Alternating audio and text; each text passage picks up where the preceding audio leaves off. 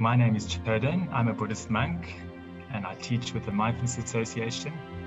I'm leading a compassion training this year with Jacky Seery over a weekend followed by a retreat. The weekend is likely to be online, but the retreat might be face-to-face at Samueling or might be online depending on COVID. Nobody knows what's going to happen right now. But the important thing is that compassion is so important when it comes to training the mind. Mindfulness is important because it lays the foundation. That's step one. Step two is to actually train in self-compassion and then compassion for others. Now, so many people are so critical of themselves. They are their own worst enemy. So many of us attack ourselves with our thoughts, with our emotions. Now, what the self-compassion is trying to do is find a way to work with this, find a way to cultivate a different relationship with ourselves. And we start doing this by cultivating the soothing system within us. So not always being caught up in threat and drive, but learning to settle, to ground, cultivate a friendly voice tone, work with hand gestures. All of these methods have a scientific basis.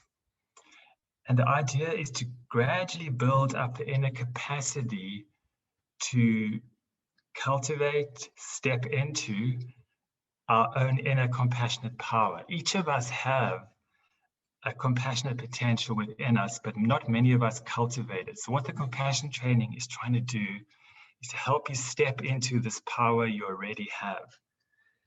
And it's almost like cultivating a friend that is going to walk side by side with you in life. And instead of kicking you when you're down, which is what the self-critic does, this compassionate part, this compassionate self is there to support you, to help you, give you wise counsel. So that is really what we're trying to develop in the compassion training. Now, what's also important with the compassion is that we are willing to face the messiness within ourselves and not turn away from it. So the idea is that all the messy, difficult, painful, shameful parts are actually like the fertilizer for the growth of the compassionate heart.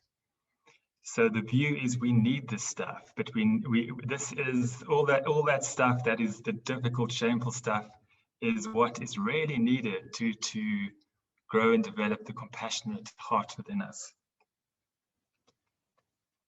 My friend and teacher, Rob Nan, who is one of the founders of the Mindfulness Association, said, I think my life's work will be done when each of you can learn to befriend the messiness within you and you can go forward in life as a compassionate mess. And I love that image, the idea that we can go forth in the world as a compassionate mess. And we can allow other people to be who they are. You know, everybody's trying to live up to some unrealistic ideal. But if we can somehow, through our own experience, through our own practice, embrace our messiness, okay, not see it as a problem, then we can give other people the permission to do the same too, okay? And I think that's really where the heart of compassion lies, that the messiness is important. It's the fertilizer. Don't reject it. Now, during the compassion training, we do a variety of practices involving mindful self-compassion, working with imagery, working with a practice called Tonglen, taking and sending, and also working with gratitude and appreciation.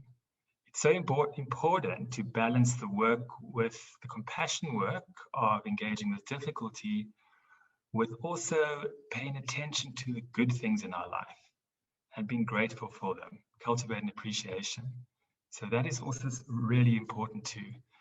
So I look forward to seeing you. I hope you have the time and the space to join myself and Jacky in the compassion training this year.